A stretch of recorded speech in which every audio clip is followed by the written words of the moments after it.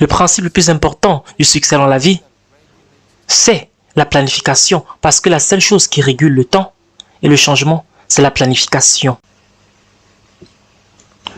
Je voudrais que vous puissiez noter ceci, s'il vous plaît. La puissance de la planification.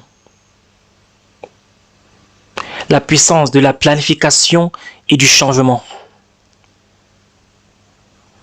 La puissance de la planification et du changement. Je voudrais me focaliser pendant un temps pour comprendre le principe de la planification, de la préparation. Et comment cela est relié avec le raisonnement stratégique. Nous avons des jeunes ici ce soir, vous êtes très importants pour moi. Si vous avez moins de l'âge de 35 ans, vous êtes très importants pour moi. Si vous avez entre 25 et 40 ans, je voudrais que vous puissiez être fiers de vous. Parce qu'il y a du changement massif qui arrive. Si vous avez au-delà de 40 ans, vous devez savoir que les choses dont vous pensiez être déjà résolues vont être secouées. Non pas négativement, mais positivement. Je voudrais que vous puissiez noter ceci. Il y a deux puissances dans la vie que tout le monde doit subir, doit interagir avec tous les jours. Il y a deux puissances dans la vie que tu ne peux pas contrôler, que tu ne peux pas arrêter plutôt. C'est le temps et c'est le changement.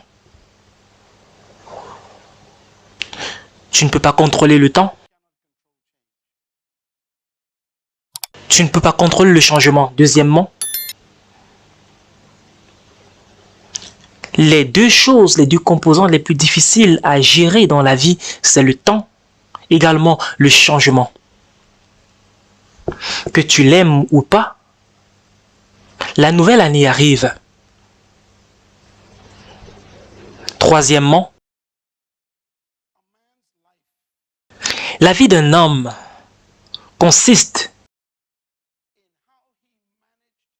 en comment est-ce qu'il a utilisé et a géré son temps et le changement qu'il a subi.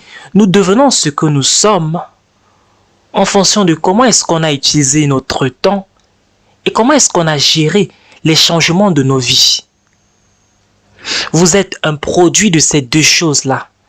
Et donc, par conséquent, le quatrième point est très important. La clé de ton avenir dépend de comment est-ce que tu as réussi à gérer ton temps et le changement. Tu ne peux pas arrêter le temps. Tu ne peux pas arrêter le temps ni le changement. Donc, ce que tu peux faire, c'est les gérer. Et tu deviens ce que tu es sur la base de comment est-ce que tu as géré ces deux-là. Je voudrais simplifier la vie pour toi. Ce soir, tu es simplement le produit de comment est-ce que tu as utilisé ton temps.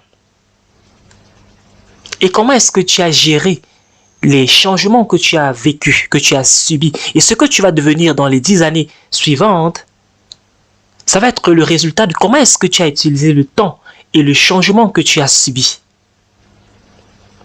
Donc, quand on parle du temps, il faudrait qu'on puisse un peu parler du temps pour un temps. Le temps est une puissance formidable. Tous les jours qui passent, tous les mois, toutes les années, c'est un don qui nous est donné par Dieu. Et ce don nous est donné pour pouvoir accomplir un but sur terre. Et cela voudrait dire que tu as été envoyé ici pour compléter une tâche. Et pour accomplir un but bien particulier, mais tu as été envoyé pour pouvoir le faire. On t'a donné un temps bien spécifique. Dieu t'a donné un temps bien déterminé pour accomplir cette tâche, ce but. Ça veut dire que tu n'as pas l'éternité pour pouvoir accomplir ton but. C'est très important. Tu as été envoyé sur terre pour faire quelque chose et on t'a donné un temps bien alloué pour le faire. Ça veut dire que tu n'as pas le luxe de pouvoir expérimenter avec ta vie. Et ceci, c'est ce que la Bible appelle un fardeau. En fait, le temps qui passe, et je l'ai écrit à partir de mon esprit, le temps qui passe, le passage du temps te donne d'être redevable à Dieu, te donne de pouvoir rendre des comptes à Dieu. Donc quand tu dis à quelqu'un « bonne année », qu'est-ce que j'ai fait avec cette année qui est passée? Qu'est-ce que j'ai fait avec ce temps qui est passé? J'ai perdu quelle quantité de ce temps à voir de la télévision, à être avec des gens qui n'ont aucun intérêt à mon progrès. Je suis dans des habitudes qui n'améliorent pas ma vie. Qu'est-ce que j'ai passé mon temps à faire au travers de cette année? Quel compte je rends à Dieu? Quel compte je vais rendre à Dieu? Parce que c'est lui qui nous a donné cela, un don. Et donc, quand nous pensons du temps, je voudrais qu'on puisse lire un verset dans le livre de Job. Job au chapitre 14, verset 5. C'est un verset que tu dois garder à l'esprit toute ta vie. Ça dit, si les jours de l'homme sont fixés, cela veut dire que tu ne décides pas combien de temps tu vas vivre. Ta vie est en train d'être comptée présentement. Et on continue en disant que tu as déterminé le nombre de ces mois et tu as marqué les limites qu'il ne peut franchir. Est-ce que tu as remarqué qu'à la fin de l'année, soudainement, beaucoup de personnes commencent à mourir? Il y a des personnes qui ont passé Noël à pleurer. Et souvent, ceux qui sont morts n'avaient pas de maladie, n'avaient pas quelque chose de tragique. Certaines personnes seront en train de jouer au basket, ils vont mourir. Ils vont jouer au tennis ou dans le jardin. On a l'impression que ça donne l'impression que tu dois mourir avant la prochaine année. Je crois que c'est parce que ces personnes ont atteint déjà le temps limite. Ce verset dit qu'il a établi des limites que tu ne peux pas excéder. Donc Job dit, détourne les regards de lui et accorde-lui du répit pour qu'il ait au moins la joie du salarié à la fin de la journée. Donc tu es venu ici sur terre, tu es né à un certain moment et tu as juste un temps marqué pour pouvoir faire ce que tu dois faire avant de partir. Quand je dis ceci, que être vieux ne veut pas dire que tu es toujours béni. Parce que si être vieux veut dire que tu étais béni, ça veut dire que Jésus-Christ était maudit. Parce que Jésus-Christ est mort à 33 ans seulement. Mais il n'est pas mort qui est étant malade. Il a utilisé ces paroles. Tout est accompli. Il est mort parce qu'il avait tout accompli. Selon le temps qui lui avait été donné. Dans le temps qui lui avait été donné. Certaines personnes venues dans cette réunion aujourd'hui, vous êtes impatients d'aller au cinéma et Dieu vous dit arrêtez-vous. Arrêtez-vous, calmez-vous. Calmez-vous, jeune dame. Qu'est-ce que vous faites avec une nouvelle année? Est-ce que vous savez que vos mois sont comptés?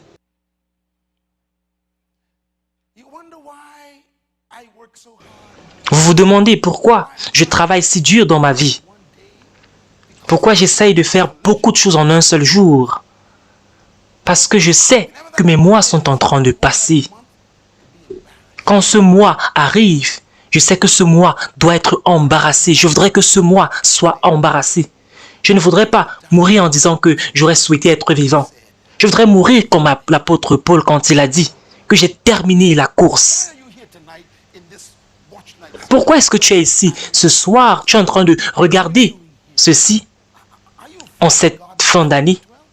Est-ce que tu as peur que Dieu puisse venir ici avant la fin de l'année à minuit? Ou est-ce que tu es là parce que Dieu t'a envoyé pour pouvoir résoudre les différents problèmes que tu as dans ta vie, pour t'aider à comprendre que tu n'es pas ici juste pour payer les factures, regarder la télévision. Tu as été envoyé pour pouvoir faire quelque chose selon un temps bien alloué et tu n'as pas l'éternité pour pouvoir faire cela. Ceci est très important. Tu n'as pas l'éternité pour faire cela. Mesdames et messieurs, je suis toujours un peu inquiet au sujet des personnes qui disent que j'ai 90 ans. Que je vous dise quelque chose au sujet des années. Il y a quelqu'un dans la Bible qui avait 969 ans. Et la seule chose qu'on connaît à son sujet, c'est qu'il est mort. Laisse-nous tranquilles, Dieu, afin que nous puissions utiliser notre temps. Notez ce point, s'il vous plaît. Chaque année, c'est un nouveau chapitre. C'est un nouveau chapitre dans le livre sur comment est-ce qu'on doit gérer notre temps et le changement. C'est un nouveau chapitre. Quand tu fermes et tu demandes comment est-ce que je fais. Vous savez, l'année dernière, j'ai écrit 2 livres et je les ai sortis de moi. Maintenant, ces livres sont les livres de l'année dernière. Ils sont partis dans 112 pays, dans 68 langues. J'ai travaillé pendant les nuits, toutes les nuits, parce que je voulais que ces livres puissent sortir de moi et je l'ai fait. Pendant que tu dormais, j'étais en train de travailler. Comment est-ce que tu as fait? Comment tu as géré ton temps? On est tellement réjouis au sujet de la nouvelle année, mais la question c'est qu'est-ce qu'on a fait avec l'année dernière? Prenez des notes à ce sujet, s'il vous plaît. Le temps et le changement sont les matières premières que nous donne la vie. Le temps et le changement sont des matières premières. Ce sont les deux choses que tu ne peux pas empêcher. Ils continuent à se mouvoir, à évoluer. Et ces choses vont bâtir et construire ta vie. Le temps et le changement sont des pierres pour pouvoir construire ta vie. Ce sont les seules commodités que tu as dans la vie. En fait, ce sont des commodités que tous les êtres humains ont en commun. Nous tous sommes sujets au temps et également au changement. Donc, personne n'est mieux que l'autre en ce qui concerne le temps. Quand il s'agit du temps, tout le monde a le même temps et subit également les mêmes changements. Vous devenez ce que vous êtes, dépendamment de comment vous utilisez vos 24 heures.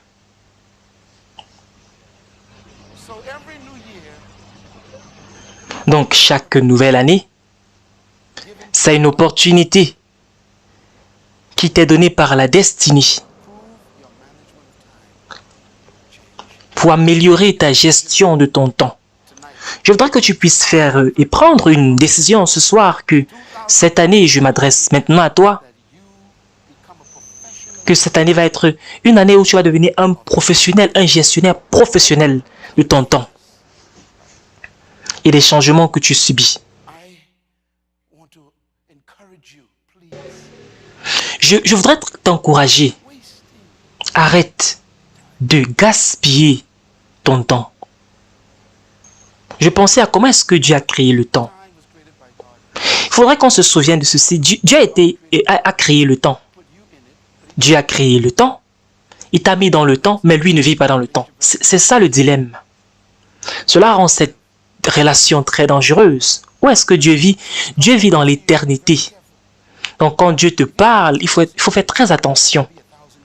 S'il te dit qu'il va te voir demain, cela peut être 1000 ans. Dans 1000 ans. Donc j'ai appris à être très patient avec les promesses de Dieu. Parce que la Bible dit qu'un jour avec le Seigneur, c'est comme 1000 ans pour nous. Parce qu'il ne vit pas dans le temps. Et parce qu'il ne vit pas dans le temps, il nous a mis dans le temps pour qu'on puisse établir son royaume dans le temps, hors de l'éternité. Il voulait étendre son royaume invisible dans le monde visible. Donc il nous a mis dans le temps afin que l'éternité puisse venir dans le temps, puisse être confinée dans le temps. On a été envoyé pour vivre dans le temps, pour que le temps puisse connaître ce à quoi l'éternité ressemble. Christ a dit que quand vous priez, priez comme ça. Notre Père qui est dans le ciel, le pays éternel, que ton règne vienne et que ton règne soit fait. Il voudrait que le temps puisse expérimenter l'éternité, le ciel. Donc, il nous a sortis de l'éternité, il nous a mis dans un corps de terre, il nous a mis dans le temps pour que nous puissions ici expérimenter l'éternité. Tu n'es pas une créature physique, il faut dire cela, qui essaie d'avoir une expérience spirituelle. Tu es une créature spirituelle ayant une expérience physique. Tu es une créature éternelle, spirituelle, ayant une expérience physique. Je suis un esprit. Mais je vis dans ce corps. J'ai été envoyé depuis mon pays, appelé le ciel, et quand mon pays m'a envoyé ici, pour pouvoir révéler sa culture ici. Et Dieu m'a donné un devoir, un but. En fait, voyons quand Dieu a créé le temps. Dieu dit qu'il y ait des luminaires dans l'étendue du ciel pour séparer le jour de la nuit. Ils serviront de signes pour marquer les époques, les jours et les années. Dieu a créé les saisons, les jours et les années. Donc quand on dit bonne année à quelqu'un, on parle de quelque chose que Dieu a créé. Dieu a créé les jours, les années, et il dit qu'il y ait des luminaires dans les cieux pour séparer le jour de la nuit. Et Dieu a dit c'était bon. Les jours sont bons. Les années sont bonnes. Je remercie Dieu pour les jours et les années. Si tu devais vivre dans l'éternité, ça devait être un endroit très difficile à vivre. Parce que ce qui se passe dans l'éternité va continuer. Par exemple, si j'avais un mal de tête dans l'éternité, ça devait être un mal de tête éternel. Si j'avais divorcé dans l'éternité, la douleur devait durer pour toujours. Dieu nous a bénis quand il nous a mis dans le temps, afin que nous puissions avoir des jours et des mois, afin que tu puisses dire que la douleur était hier, l'autre jour. J'étais fauché le mois dernier. C'est la raison pour laquelle j'aime le temps. Le temps te permet de te débarrasser de ce que tu n'aimes pas. Et tu ramènes cela dans ton passé et tu commences à vivre une nouvelle vie dans ton présent.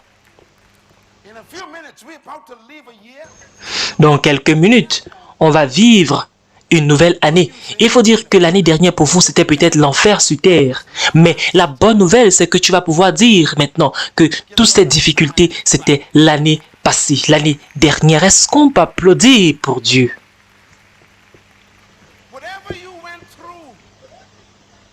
Peu importe ce que tu as traversé, est maintenant poussé dans l'histoire. Et tu es tiré dans un avenir. Tu pars dans une nouvelle année. Cette nouvelle année va être la meilleure de tes années. Il serait peut-être mieux pour toi de pouvoir applaudir et célébrer Dieu, remercier Dieu pour cela maintenant. Il a créé les années et il dit, cela est bon, cela est bien.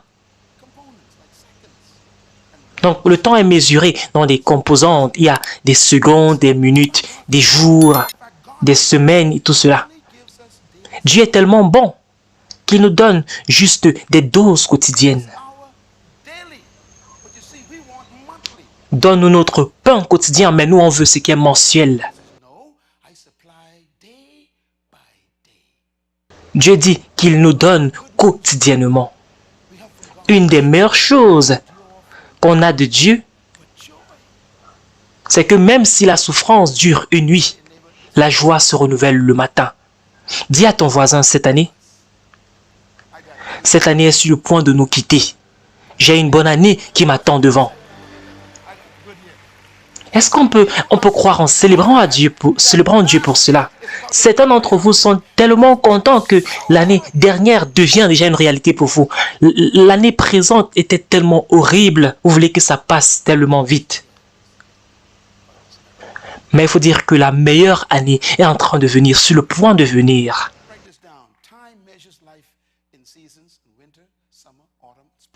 Le temps mesure la vie en saisons. Certains d'entre vous avaient eu un hiver très long. Certains d'entre vous, c'était seulement l'hiver que vous avez vécu en cette année, tellement difficile. Vous avez perdu votre travail, vous avez perdu la maison pas de clients, l'entreprise a chuté, tout cela. C'était l'hiver pour vous en cette année. Tout genre de difficultés. Vous avez un divorce et vous êtes remarié. Le bébé est mort, le parent est mort, le père est mort. Tellement de choses se sont passées. Un accident de voiture, tout cela. Des choses qui se passent. Et Dieu dit, c'est ok. Bientôt, tu vas parler de cela au passé. La bonne nouvelle, c'est que ce n'est qu'une saison. Ce n'est qu'une saison. Je vous dis maintenant que le temps protège l'homme. Protège l'homme de vivre dans des périodes permanentes, dans des états permanents. Tu peux dire qu'avant, j'étais fauché. Mais tu peux le dire avec certitude que rien ne dure pour toujours. Il y a un temps pour toute chose. Est-ce que je peux vous promettre quelque chose? Peu importe ce que vous traversez aujourd'hui, cela ne peut pas durer pour toujours. Je peux vous affirmer cela. Si vous avez une année difficile, je peux vous promettre cela, que les choses vont s'améliorer. Voici la bonne nouvelle. Une nouvelle année, c'est une bénédiction. Notez ce point, s'il vous plaît. Parce qu'une nouvelle année, c'est l'opportunité pour corriger tes priorités. Également, tu peux redéfinir ton but. Également, tu as l'opportunité de pouvoir renouveler ta vision. Également, tu as l'opportunité de pouvoir établir de nouveaux objectifs pour ta vie. Maintenant, tu peux te défaire de ton passé. Tu as l'opportunité également de planifier un nouvel avenir, un nouveau futur. Tu peux planifier quelque chose de nouveau, différent de ce qui était passé. Tu as l'opportunité de planifier ta vie. Et le secret de la vie, c'est la gestion, la bonne gestion du temps et du changement. La clé principale de la gestion du temps et du changement, c'est la planification. Tu ne peux pas contrôler le temps ni le changement. Mais tu peux planifier. Comment est-ce que tu utilises ces ressources? Les personnes qui ont réussi sont des personnes qui ont planifié comment utiliser leur temps. Quelqu'un a dit que si tu ne vises rien, tu ne vas jamais rien atteindre. Tu ne vas jamais rater ta cible. La planification crée des destinées, crée des cibles. Sans un plan, tu es en train de battre l'air. Ne permets pas que cette année soit juste une année où tu vas battre le vent. Le principe le plus important du succès dans la vie, c'est la planification. Parce que la seule chose qui régule le temps et le changement, c'est la planification. Je suis quelqu'un qui planifie personnellement tellement. Vous savez, sans un plan, le temps et le changement vont te ruiner. Ils vont te gouverner. Si tu ne planifies pas de ce que tu vas faire, quelqu'un d'autre va le faire pour toi. La personne la plus dangereuse dans le Bahamas, c'est quelqu'un qui planifie pour toi.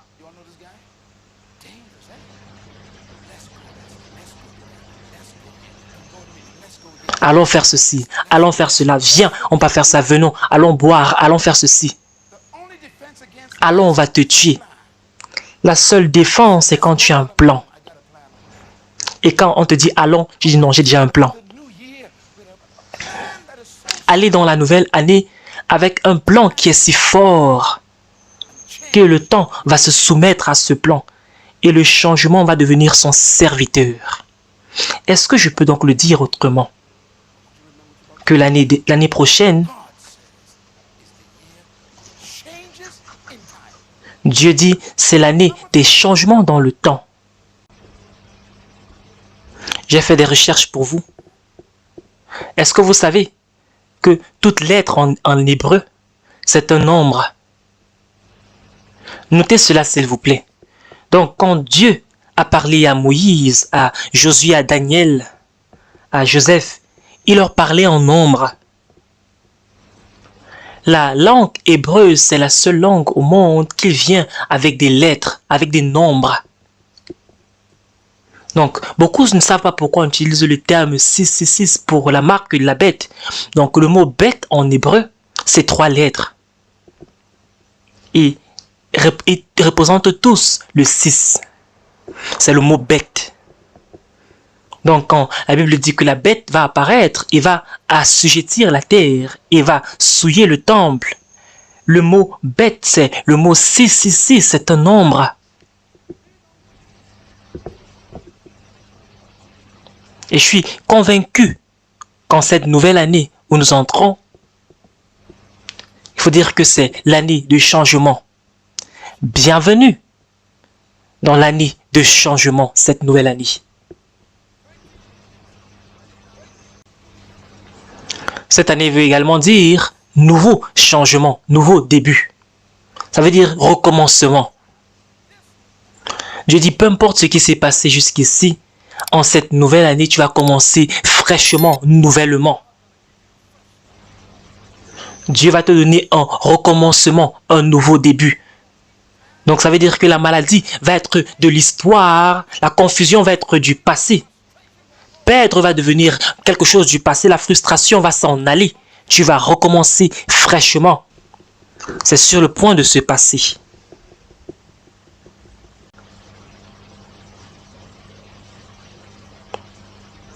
Également, cela veut dire que c'est une nouvelle phase. Donc, ça parle d'une nouvelle phase complète. Je suis sur le point de parler en langue. Donc, ça veut dire que Dieu va changer toute la dynamique. Il va changer toutes les choses complètement en cette nouvelle année. Certains d'entre vous allez traverser des choses vraiment étranges. Vous allez partir dans une nouvelle maison, une nouvelle phase. Vous allez commencer un nouveau business et ça va marcher. Dans le bien milieu de l'économie difficile, Dieu va te donner une nouvelle phase. Également, ça part d'une nouvelle dimension. Ça veut dire que tu vas avoir des expériences que tu n'as jamais eues. Donc, tu vas connaître Dieu d'une nouvelle façon. Tu vas voir des miracles d'une nouvelle façon. Tu vas voir les gens d'une nouvelle façon. Tu vas avoir une nouvelle dynamique. C'est ma portion. Quand Dieu m'a dit ceci, j'étais tellement ébloui. Il dit cette nouvelle année, c'est une année de recommencement. Si tu as échoué l'année dernière, tu peux recommencer. Dis à ton voisin, je suis sur le point de recommencer. Est-ce qu'on peut célébrer ensemble? Je suis sur le point de recommencer. Jeunes gens, vous qui retournez à l'école, je vais vous dire que Dieu va vous donner des bourses dont vous n'étiez même pas au courant. Est-ce que vous pouvez remercier Dieu pour ce qu'il va déjà faire en cette nouvelle année? Tu vas recommencer. Un nouveau départ pour toi en cette année.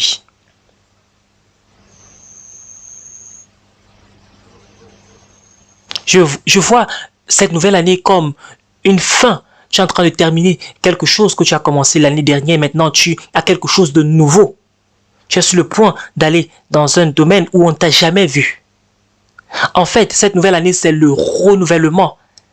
Ça veut également dire la transformation. Dieu va te transformer, il va transformer toute ton expérience en une année. Est-ce que nous sommes tous prêts pour la transformation? Il y a un passage de l'Écriture ici. Je voudrais qu'on puisse penser à cela, qui se trouve dans le livre Proverbes au chapitre 16, au verset 3. C'est-à-dire, recommande tes voies à l'Éternel et tes plans vont réussir. Recommande à l'Éternel tous tes plans et tes plans vont réussir. Et tes projets seront affermis. Je vais vous apprendre comment faire un plan prochainement. Parce que si vous traversez cette année sans faire un plan, le changement va te détruire. Tu vas être piégé parce que tu n'as pas été préparé. Le changement peut te détruire ou il peut être ta destinée. Tu dois avoir un plan. Et Dieu dit, recommande tes voies, tes activités à l'Éternel. Ce que tu as planifié faire. Et tes plans seront affermis. Dans quelques minutes, on va se prosterner devant Dieu pour prier. Je vais vous demander, ceux qui sont à l'arrière, des jeunes, des vieux, je voudrais que vous puissiez être sérieux avec Dieu et dire, Dieu, je voudrais que tu me montres le plan que je dois mettre sur papier. Je voudrais recommander ce plan à l'Éternel. Je sais que tu as un plan pour ma vie. Et je voudrais que tu puisses réclamer cette promesse tout au long de l'année. Et tu vas réussir. Dieu ne planifie jamais pour ton échec. Donc la seule défense contre le changement, c'est la planification. Et voici le mot. Dieu dit, je vais envahir la terre cette année avec des changements divins.